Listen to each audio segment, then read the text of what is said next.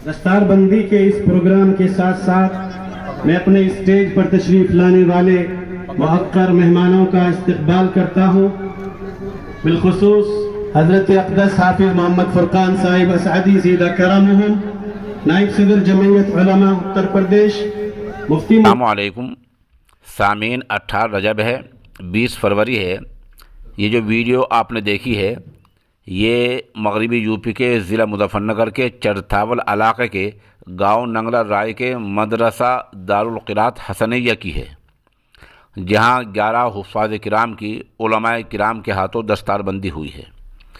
इस इदारे में माशाअल्लाह हिफ्ज़ कुरान के साथ साथ तजवीदी किताबें भी पढ़ाई जाती हैं और ईशा की नमाज के बाद सुन्नतों की मश्क कराई जाती है। इदारे का ये आम मामूल है। ये इदारा कारी अल-मुक़री मौलाना अबुल हसन आज़मी की सरपरस्ती में अपना इल्मी सफ़र तय कर रहा है। इदारे के मुहतमिम कारी मोहम्मद शहजाद हैं और उसके नादिम मुफ्ती बिलाल कासमी हैं। इस खबर की शुरुआत उम्मुल मदारिस दारुल उलूम देवबंद के उस्ताद मौलाना कारी सैयद इरशाद दामत बरकातुहुम की तिलावत कलाम पाक से की जा रही है।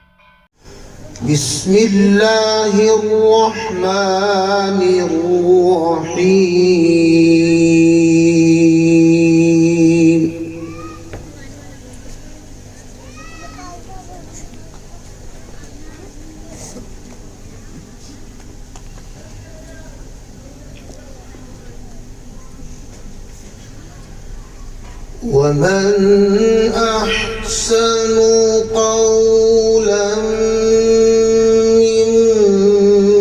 ممن دعا إلى الله وعمل صالحا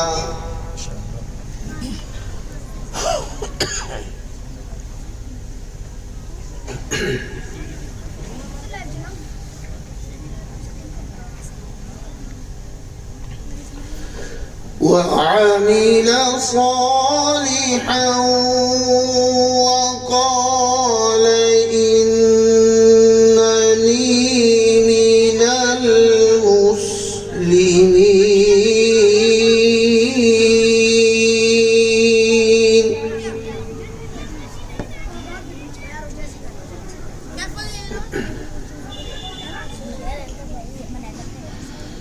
ولا تستوي الحسنة ولا السيئة ادفع بالتي هي أحسن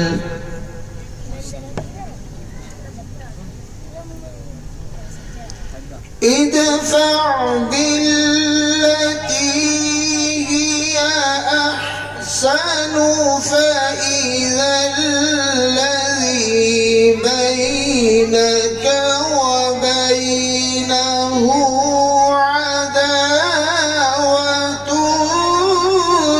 كأنه ولي حميم। ये दुआया मंजर है दारुल उलूम देवबंद के उस्ताद हदीस मौलाना मुनीरुद्दीन दुआ करा रहे हैं। आप दुआ पर आमीन कहते रहें। अगर आप इसी तरह नाराज रहे हमारा क्या बनेगा, हमारा क्या हाल होगा। दुनिया वाले परिंदों को पकड़ते हैं, पहले ज़बह करते और मारते हैं, फिर उसके बाद उसको आग पर भून कर खाते हैं। अगर आप इसी तरह नाराज रहे हमारा क्या बनेगा। आप हमें जिंदा जहन्नम की आग में भून डालेंगे, जिंदा जहन्नम की आग में भून डालेंगे। प्यारे अल्लाह हमारा क्या होगा, हमारा क्या होगा। हमसे दुनिया की मामूली सी आग भी बर्दाश्त नहीं होती। हमें क्या होगा, हम कैसे वो जहन्नम की जो आग दुनिया की आग से 70 गुना बढ़ी हुई है, हम कैसे बर्दाश्त करेंगे। रब्बे करीम हमें माफ कर दीजिए, माफ कर दीजिए। याद रखो तुम्हारा एजाज हजरत सहाबा के लिबास में है, तुम्हारा एजाज हजरत सहाबा के तर्ज जिंदगी में है। और याद रखो इब्ने खल्दून ने कहा है कि जिस कौम का नौजवान बेहया और आवारा हो जाता है और जिस कौम का नौजवान बदीन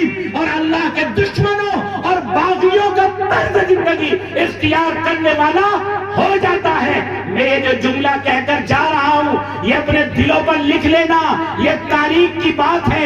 ابن خلدون نے کہا ہے کہ اس قوم کی تباہی کے تابوت میں آخری کیل گاڑ دی جاتی ہے جس قوم کا نوجوان آوارہ ہو جائے، جس قوم کا نوجوان عیاش ہو جائے، جس قوم کا نوجوان ماں باپ کا نافرمان ہو جائے، شراب کا عادی ہو جائے، ناچنے اور تھرکنے اور ڈی جے پر اپنے حسن اور آرائش کو ظاہر کرنے لگے، پھر اس قوم کو برباد کرنے کے لیے بڑی حکومتوں کی فوج و سپاہ کی ضرورت نہیں رہتی۔ اس اجلاس کی صدارت استاد الاساتذہ مجدد القراءات و تجوید مولانا قاری ابو الحسن اعظمی اور نظامت مفتی بلال قاسمی نے کی ہے۔